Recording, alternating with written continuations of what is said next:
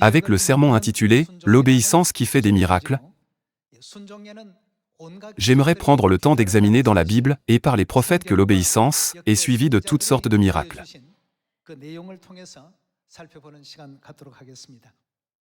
Toutes sortes de miracles ont été préparés comme récompense pour l'obéissance à la parole de Dieu.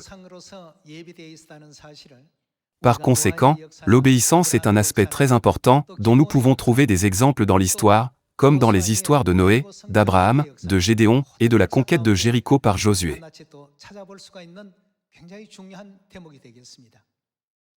Lorsque Dieu a dit à Noé de préparer une arche, Noé a mené à bien toutes les tâches avec un cœur obéissant à la parole de Dieu.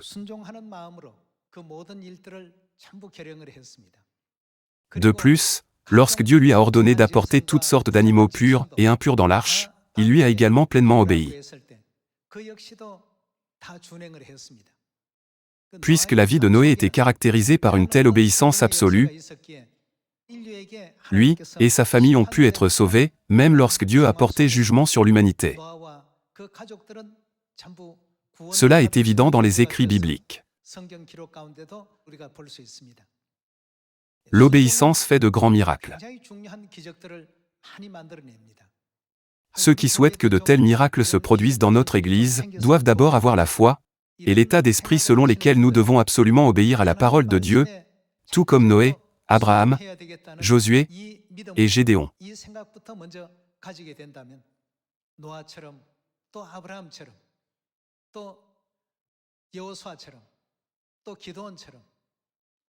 Combien de miracles étonnants trouvons-nous lorsque nous regardons la Bible? Dans Romains chapitre 15, il est dit dans la Bible que tout ce qui a été écrit d'avance l'a été pour notre instruction. On dit également que la Bible contient les paroles bénéfiques pour enseigner, réprimander, corriger et instruire dans la justice. Alors, pourquoi pensez-vous que Dieu a fait écrire les histoires de Noé et d'Abraham dans la Bible? Quel était l'objectif de l'écriture de la conquête de Jéricho par Josué et du récit de Gédéon? Tous ces écrits impliquent que lorsque nous dépendons complètement de Dieu et que nous obéissons absolument à Dieu conformément à la volonté de Dieu, le miracle qui s'est produit pour Gédéon et le miracle qui s'est produit pour Josué nous seront accordés, à nous ses enfants, 7 fois plus puissamment à notre époque. Alors, vivons-nous vraiment selon la volonté de Dieu, qui fait plaisir à père et mère dans nos vies? Veuillez jeter un œil au monde d'aujourd'hui. Suivent-ils ce que Dieu a ordonné? Observent-ils le jour du sabbat? Célèbrent-ils la Pâque? La parole de Dieu déclare que là où il y a désobéissance, il y aura un jugement comme décrit dans 2 Thessaloniciens chapitre 1. Il est écrit que lorsque Dieu viendra juger le monde par le feu dans les derniers jours, il punira tous ceux qui ne croient pas en Dieu et qui n'obéissent pas à l'évangile de notre Seigneur Jésus-Christ.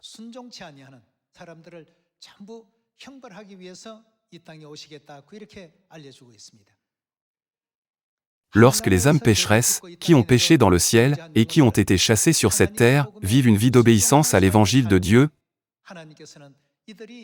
Dieu verra leur repentance complète par leur adhésion à l'évangile et les ramènera au royaume éternel des cieux.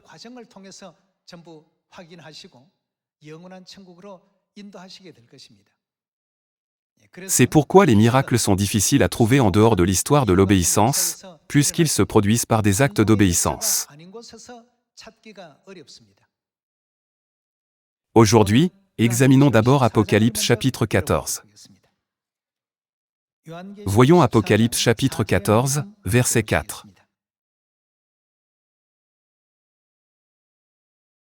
Dans le chapitre 14, verset 4, il est écrit: « Ce sont ceux qui ne se sont pas souillés avec des femmes, car ils sont vierges. Ils suivent l'agneau. L'agneau est Jésus. Partout où il va. »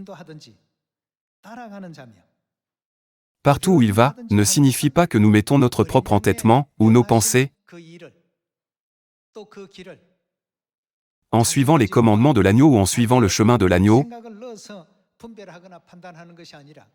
mais cela signifie que nous laissons tout notre jugement et nos pensées au jugement de Dieu. Ils suivent l'agneau partout où il va. Ils ont été rachetés d'entre les hommes, comme des prémices. En d'autres termes, qui sont ces gens? Ce sont ceux qui ont été rachetés. Ceux qui ont été rachetés ont pour caractéristique de suivre l'agneau partout où il va. Ils suivent l'agneau partout où il va. Ils ont été rachetés d'entre les hommes, comme des prémices pour Dieu et pour l'agneau. C'est ce que la Bible nous enseigne.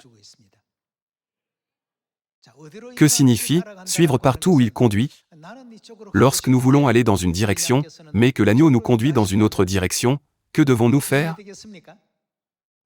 Nous devons suivre la voie de l'agneau. Nous ne pouvons pas prédire l'avenir, ni distinguer la bonne voie de la mauvaise voie. Parfois, ce que nous considérons comme « bon » a eu un impact négatif sur ceux qui nous entourent. Par conséquent, nous devons tous devenir ceux qui comprennent correctement et suivent la volonté de Dieu, qui voit tout du commencement à la fin et qui gouverne l'univers entier. Dieu nous parle également à travers Ésaïe chapitre 55. Qu'a-t-il dit sur ses pensées et sur nos pensées? Autant les cieux sont élevés au-dessus de la terre, autant mes voix sont élevées au-dessus de vos voix, et mes pensées au-dessus de vos pensées. Il y a une si grande différence. Par conséquent, nous ne devons pas nous appuyer sur notre propre bon sens ou nos propres pensées, mais nous devons tout confier au jugement et à la décision de Dieu. Nous devons tous devenir les enfants de Dieu, qui appartiennent à l'agneau et qui sont rachetés de la terre, comme décrit dans Apocalypse chapitre 14. Voyons ce que Dieu nous dit sur ceux qui sont dans la situation inverse, en allant ensemble à Romains chapitre 2, verset 5.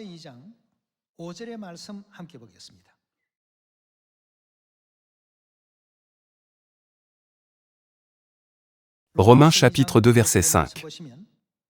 Mais, par ton endurcissement et par ton cœur impénitent, tu t'amasses un trésor de colère pour le jour de la colère et de la manifestation du juste jugement de Dieu.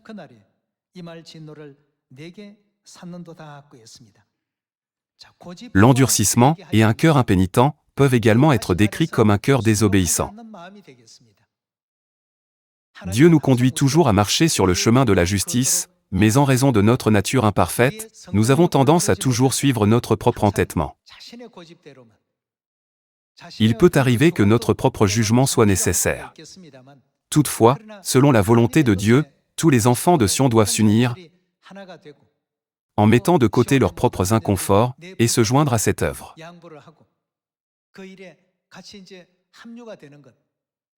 À ce sujet, le Christ a expliqué le principe de devenir un seul corps en disant « Je suis la tête, et vous êtes le corps, n'est-ce pas ?»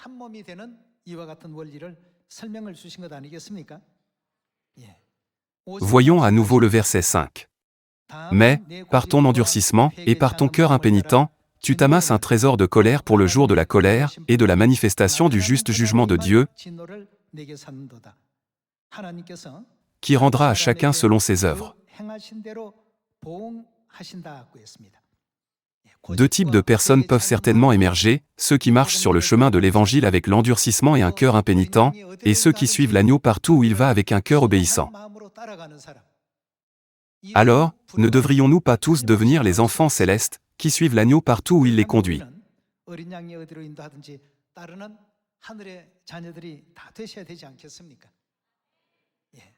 Dans le passé, lorsque nous regardons tous les enseignements historiques de la Bible,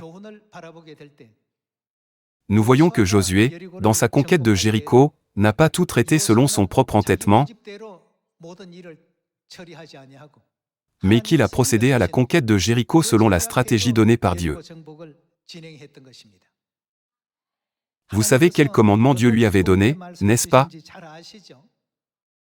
Dieu lui a ordonné de marcher autour de la ville une fois par jour, et le 7e jour, d'en faire cette fois le tour, en lui disant que tous les Israélites devaient crier ensemble, puis la ville s'effondrerait. Josué n'a pas ajouté ses propres pensées à ce que Dieu lui avait demandé de faire, Et il n'a pas conçu de stratégie avec ses aides pour conquérir Jéricho. Lorsqu'il a procédé en obéissant à la parole de Dieu, Dieu a en effet accompli des œuvres inattendues et miraculeuses.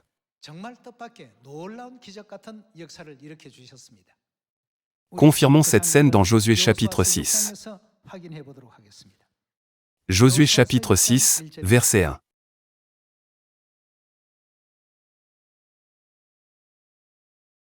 Jéricho était fermé et barricadé devant les enfants d'Israël. Personne ne sortait et personne n'entrait. L'Éternel dit à Josué, « Vois, je livre entre tes mains Jéricho et son roi, ses vaillants soldats. Faites le tour de la ville, vous tous les hommes de guerre, faites une fois le tour de la ville. Tu feras ainsi pendant 6 jours. 7 sacrificateurs porteront devant l'arche, 7 trompettes retentissantes, vous ferez 7 fois le tour de la ville, et les sacrificateurs sonneront des trompettes.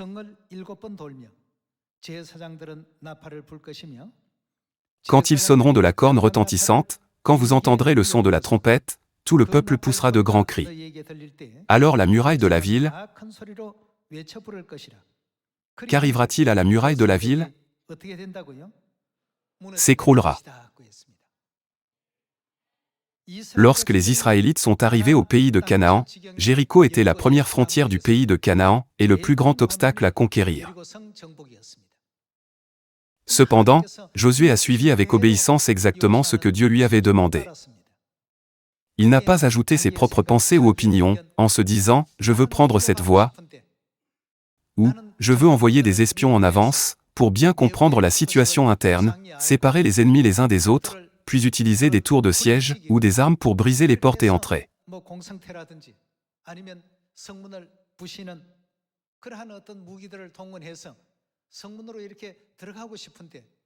Dieu n'a rien dit de tout cela, mais leur a simplement dit de marcher autour de la ville une fois par jour.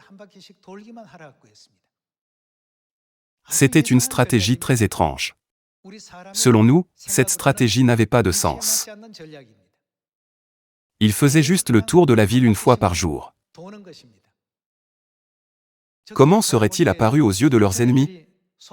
Les Israélites n'étaient pas là pour un pique-nique, et pourtant, ils ne faisaient que faire le tour de la ville une fois par jour. Le 7e jour, après avoir fait diligemment cette tour et crié selon les commandements de Dieu, quel était le résultat? Voyons le verset 20. Jetons un œil au chapitre 6, verset 20. Le peuple poussa des cris, et les sacrificateurs sonnèrent des trompettes. Lorsque le peuple entendit le son de la trompette, il poussa de grands cris. Que s'est-il passé? Comme Dieu l'a dit, et la muraille s'écroula. Lorsque nous regardons tous les événements qui ont eu lieu à Jéricho, nous pouvons comprendre que c'était le résultat de l'obéissance absolue de Josué.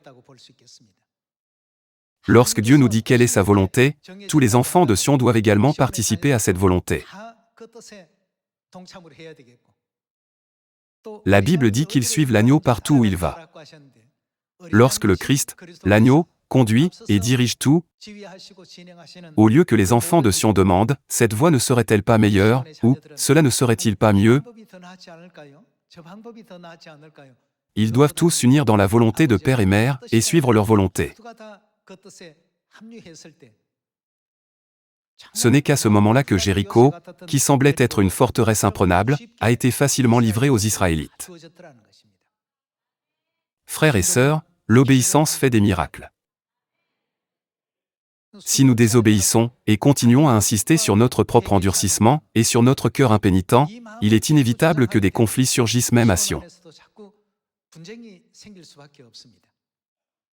Lorsque Dieu nous dit quelle est sa volonté, nous devons tous devenir ceux qui peuvent demeurer dans sa volonté, partout où il nous conduit. Examinons comment l'obéissance a fait des miracles dans l'histoire de Gédéon. Juges chapitre 7, verset 1.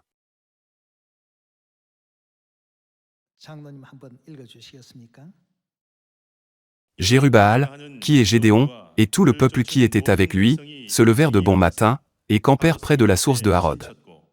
Le camp de Madian était au nord de Gédéon, vers la colline de Morée, dans la vallée.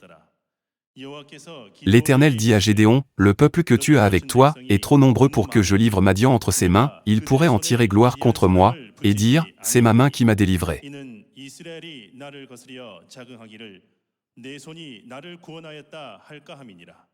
Publie donc ceci aux oreilles du peuple, que celui qui est craintif et qui a peur s'en retourne et s'éloigne de la montagne de Galad. 22 000 hommes parmi le peuple s'en retournèrent, et il en resta 10 000. Comme vous le savez bien, par les guerriers de Gédéon, Dieu a libéré Israël de l'oppression des Madianites. Ici aussi, Dieu a déployé une stratégie qui défie vraiment le bon sens. Bien que l'ennemi comptât 135 000 hommes, et qu'il n'eût que 32 000 soldats, Dieu a dit que celui qui est craintif et qui a peur s'en retourne et s'éloigne de la montagne de Galad. Sur les 32 000 soldats, 22 000 d'entre eux retournèrent chez eux. L'ennemi comptait 135 000 hommes, entièrement équipés d'armes excellentes et à la pointe de la technologie, ce qui en faisait une force redoutable. En revanche, les Israélites, avec seulement 32 000 soldats mal armés, n'avaient aucune chance réelle de victoire, même si chacun d'eux allait au combat. Pourtant, Dieu lui a ordonné de renvoyer chez eux tous ceux qui avaient peur. C'était la stratégie de Dieu. Il a renvoyé tous ceux qui étaient simplement présents encore et qui suivaient la volonté de Dieu sans foi. Dieu choisissait en effet ceux qui ne dépendaient vraiment que de Dieu et qui possédaient une foi absolue en lui. 10 000 personnes sont restées. Cependant, qu'a dit Dieu à propos de ces 10 000 personnes? Il y a encore trop d'hommes. Réduis leur nombre. Le bon sens voudrait qu'avec 135 000 ennemis et seulement 10 000 alliés, chaque homme doive combattre 13 ennemis. Dans la guerre traditionnelle, le nombre de soldats détermine souvent la victoire. Cependant, Dieu continuait de lui dire de réduire leur nombre. Gédéon a-t-il jamais dit « non », même une fois? Continuons avec le verset 5. Gédéon fit descendre le peuple vers l'eau, et l'Éternel dit à Gédéon, « Tous ceux qui laperont l'eau avec la langue, comme lappe le chien, tu les sépareras de tous ceux qui se mettront à genoux pour boire. »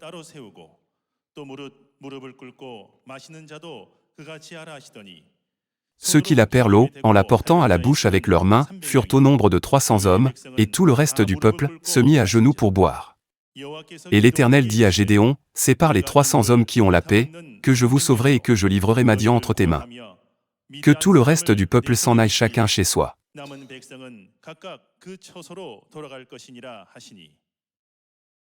À la fin, il ne resta que 300. Il avait 300 hommes, face à 135 000.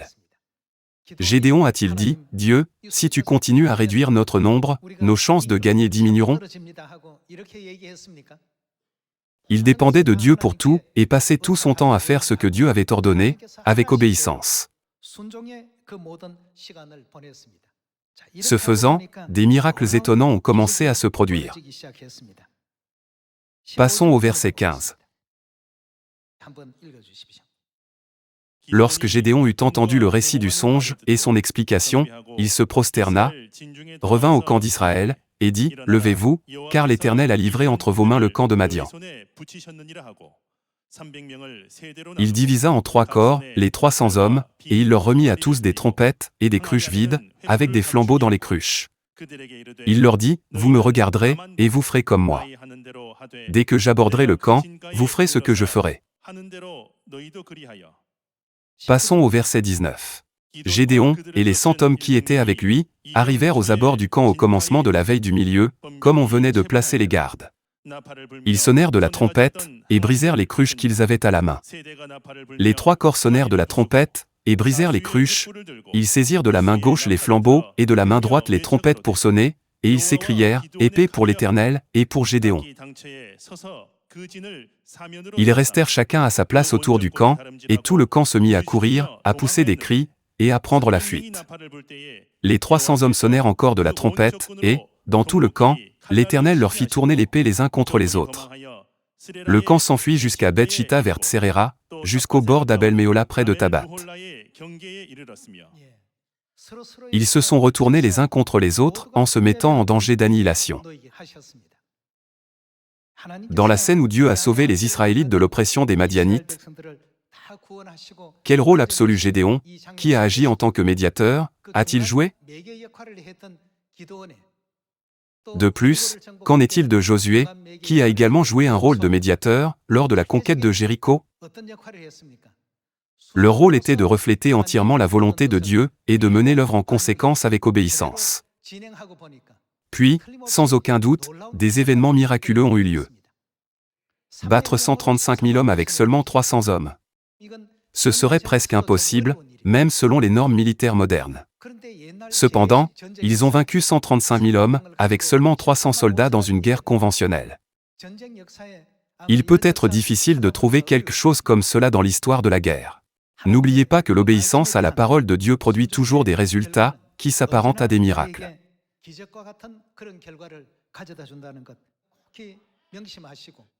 Nous devons faire de notre mieux pour obéir à la volonté de Dieu, où que nous soyons, même dans une situation comme être dans la chambre haute de Marc. Qui nous dit de nous unir les uns avec les autres et d'être en harmonie? Ce sont les paroles sincères de Père et Mère, qui nous ont appelés en cette époque. Même s'ils nous disent d'innombrables fois que si nous nous unissons, cela fonctionnera bien, nos propres pensées l'emportent souvent sur l'union. En termes positifs, nos propres pensées peuvent sembler uniques, mais selon la Bible, les problèmes surgissent en raison de notre endurcissement et notre cœur impénitent. Que devons-nous toujours faire dans la parole de Dieu? Nous devons nous unir et être en harmonie. S'il y a quelque chose qui profite à l'Évangile, même si c'est quelque chose que je suis impatient de faire, je dois céder et donner la priorité à offrir des opportunités aux nouveaux membres. Dans ce contexte, notre Évangile atteindra sûrement une histoire étonnante de miracles dans la Samarie et jusqu'aux extrémités de la terre. Par conséquent, nous devons remplir notre rôle de médiateur, en suivant avec obéissance uniquement les paroles données par Père et Mère.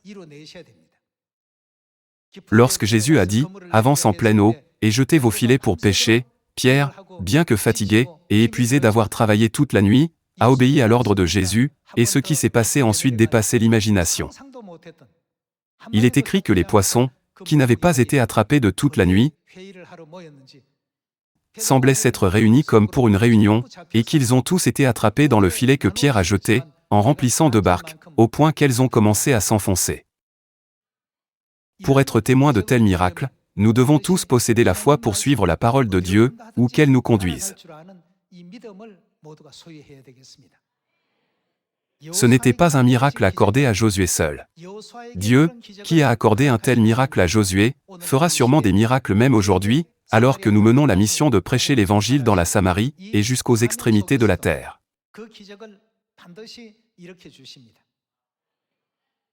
Cependant, comme les membres de notre famille de Sion sont répartis dans le monde entier, provenant d'horizons et de milieux de vie divers,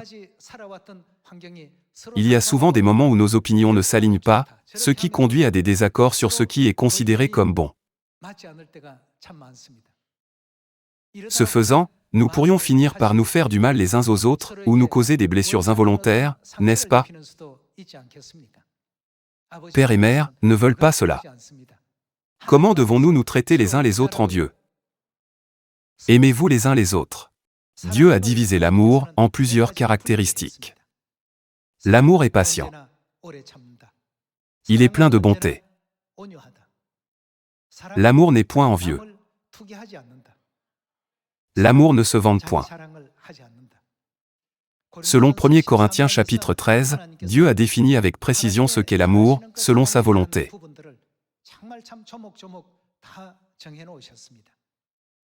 Nous devons tous être unis par cet amour.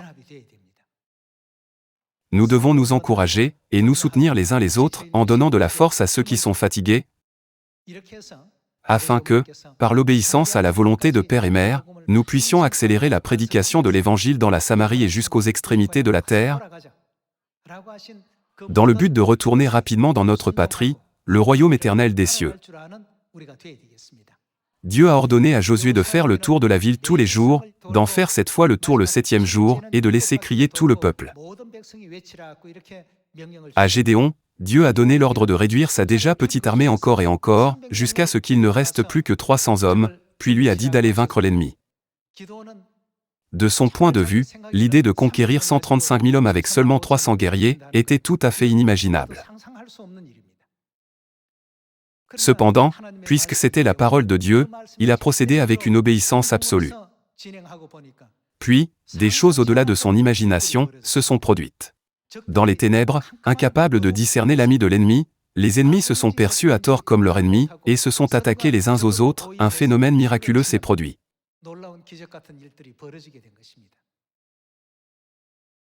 Par conséquent, souvenez-vous toujours que les pensées de Dieu sont toujours des centaines, voire des milliers de fois au-delà des nôtres, en nous conduisant par des chemins qui sont au-delà de toute comparaison. Au lieu de penser, cela fonctionnerait mieux, si nous le faisions de cette manière, ou, cela pourrait être mieux, nous devons considérer, c'est la volonté de Dieu. Même si nous voulons parfois aller dans une direction différente, nous devons céder et marcher ensemble sur le même chemin avec tous les membres de notre famille de Sion.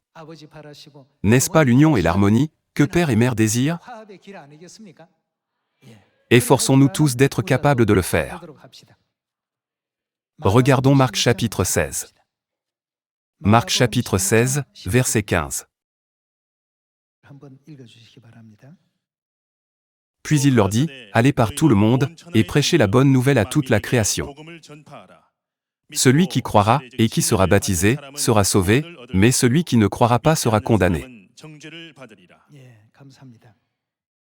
Dans Marc chapitre 16, verset 15, Dieu nous a donné cet ordre. Comme il a donné des ordres à Josué et à Gédéon, il nous a maintenant donné cette mission. Prêcher la bonne nouvelle à toute la création. C'est l'ordre que Dieu nous a donné. Dans Ésaïe chapitre 41, Dieu assure à son peuple qu'il l'aidera, et qu'il restera avec lui jusqu'à la fin, afin qu'il n'ait aucune raison d'avoir peur. En d'autres termes, en marchant sur ce chemin de l'Évangile, nous ne devons pas avoir peur de ceci ou de cela. Pourquoi aurait-on peur, alors que Dieu est avec nous dans cette œuvre? Il nous dit de croire en lui, de marcher dans l'obéissance, lorsqu'il fait des miracles, et de regarder simplement comment les résultats se déroulent. Il nous ordonne d'aller partager l'Évangile avec tous les gens, en lui confiant entièrement le résultat. En un rien de temps, avec l'accomplissement de l'Évangile, nous serons sûrement témoins de l'œuvre étonnante, consistant à témoigner du royaume éternel des cieux.